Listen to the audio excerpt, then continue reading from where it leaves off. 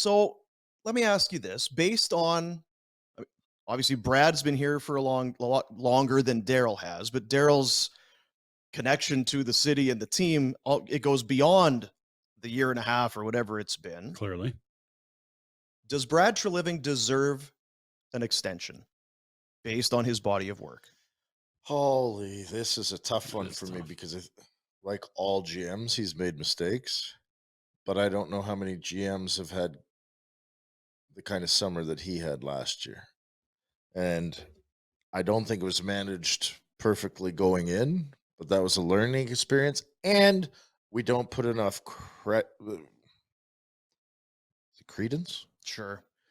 into what COVID did to players and teams In this country, in yep. this country. Yeah. Okay. That's over. That's fine.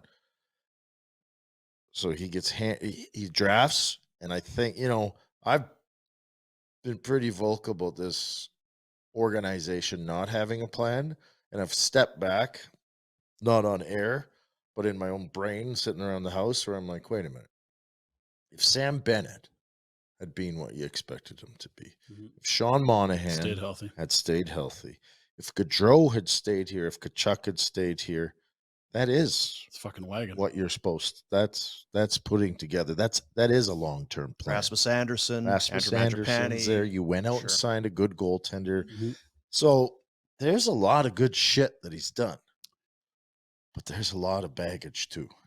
And last year being what it is, I don't give him full grades because I think he did a great job in recouping assets and people in a shitty situation. But then I think he followed up with a panic move.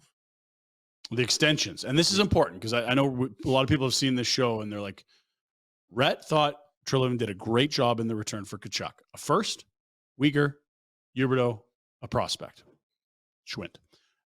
But the issue you have wasn't the deal; it was extending both those guys immediately. Even and then people are like, well, if you're going to be in the same situation as you were with Gaudreau. But my point is always, perhaps, and sometimes you would lose Gaudreau.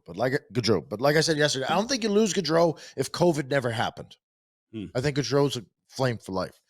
Anyway, you pick up Huberdeau, and that's the guy we're talking about. I wasn't happy with Uyghur at the start. By the end of the year, I think he was one of their best defensemen, if not their best defenseman. You got your pick.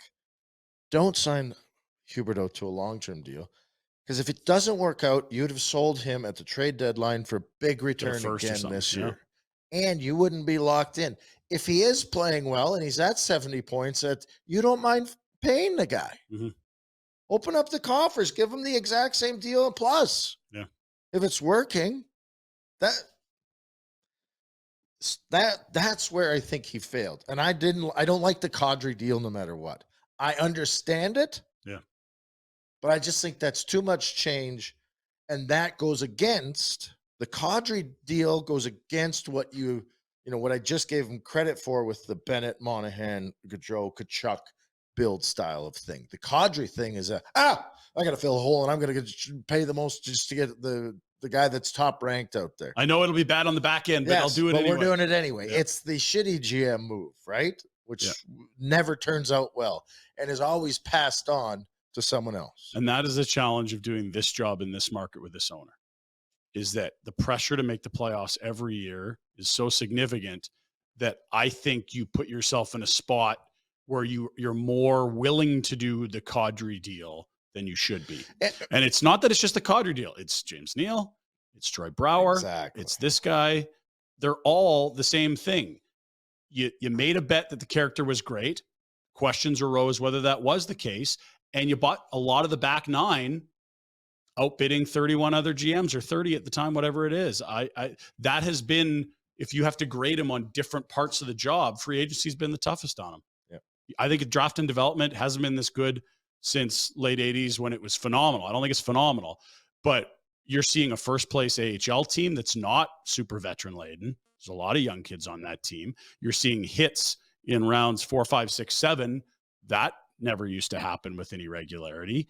And I think you have someone that understands more than just picking a name and expecting him to be there in 2 years helping a team. They get player development. They're open to analytics, sports science. I think it's a much more progressive organization that he leaves behind if he's gone than what he inherited. But to your point, it's a very mixed bag.